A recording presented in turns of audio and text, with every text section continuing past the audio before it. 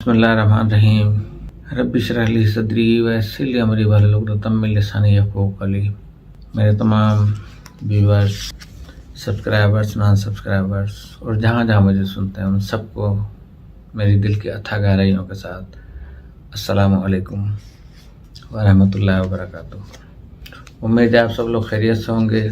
मेरी दुआ है कि अल्लाह पाक आपकी ज़िंदगियों में आसानियाँ पैदा फरमाए और हर किस्म की आपकी शरई हाजात को जो है वो पूरा फरमाए। जो ज़माने के रुख जा रहे हैं उन ज़माने के रुख से भी परवरदिगार हमें और हमारी औलादों को महफूज रखे। परिंदा उदास है। क्या उदास है और कौन उदास है? वो बड़बड़ाया। बीवी ने तुरश रूई से कहा, जैसे अमूमन बीवियां कहती हैं कि बिस्तर से तो तुम अभी निकले नहीं हो, तुम्हें क्या मालूम कि आज का दिन कैसा है। परिंदा परों में चोंच दबाए जो बैठा है। कौन सा परिंदा? वो जो शाख पर है।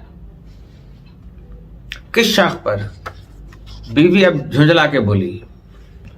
उसने नफी में सर हिलाया। तुम्हें नहीं समझ आएगा। बीवी तशवीश भरी नजरों से उसका जायजा लेती रही। इस तरह की ना समझ आने वाली बातें तो वो अरसे से कर रहा था, लेकिन इधर कुछ अरसे से इनमें तवातुर आ गया था, मुस्तकिल किए जा रहा था और इसे तशवीश होने लगी थी कि ये तुम किस परिंदे का जिक्र करते रहते हो। अब इसके लहजे में हमदर्दी थी। ये तुम किस परिंदे का जिक्र करते रहते हो? वो चुप रहा। बीवी ने इसरार किया कि बताओ ना, तुम्हें कैसे मालूम कि आज का दिन उदास है? अभी तो दिन पूरी तरह निकला ही नहीं। परिंदा जो उदास है? वो आहिस्ता से बोला। कौन सा परिंदा? कहाँ है ये परिंदा? बीवी परेशान हो गई। तुम्हें नजर नहीं आएगा, किसी को भी नहीं। वो रुक रुक कर बोला। परिंदे हिजरत कर गए हैं, यही एक रह गया है। उठो, वॉशरूम जाओ। बीवी टालते हुए बोली। 2 दिन से तुमने शेव नहीं की, दफ्तर वाले क्या कहते होंगे। कहना क्या है?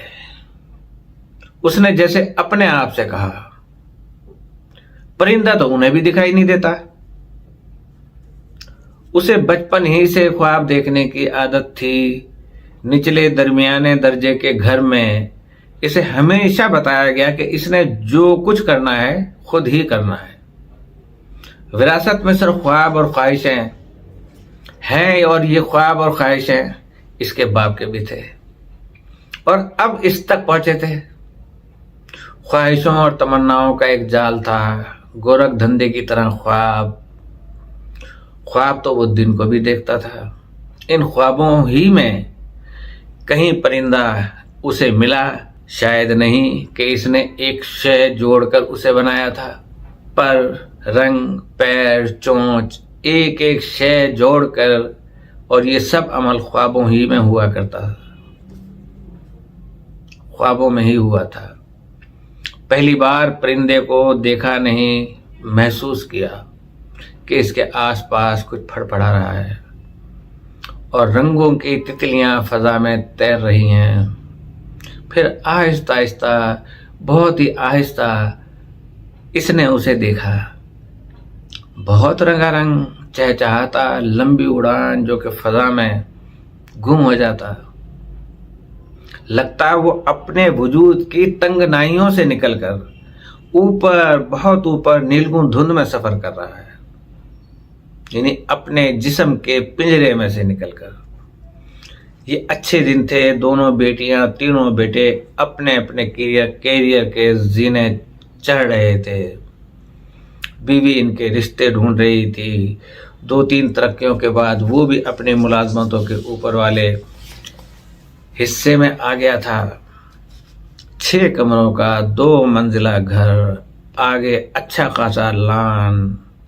सतरंगा परिंदा चहचहाता था और नीलगुम धुंध में उड़ाने भरता था।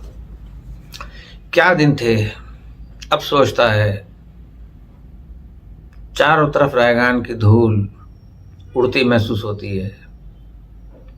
अच्छे दिन इन्हें उदास दिनों में बदलते 2-3 साल ही लगे।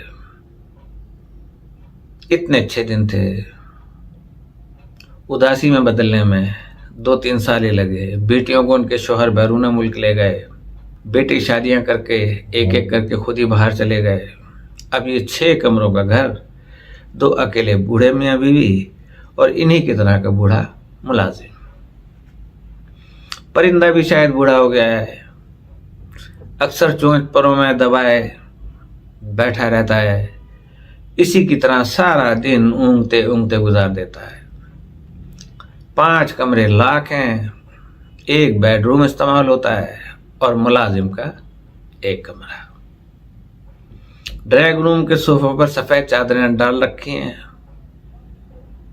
कि कभी कभार ही कोई आता है।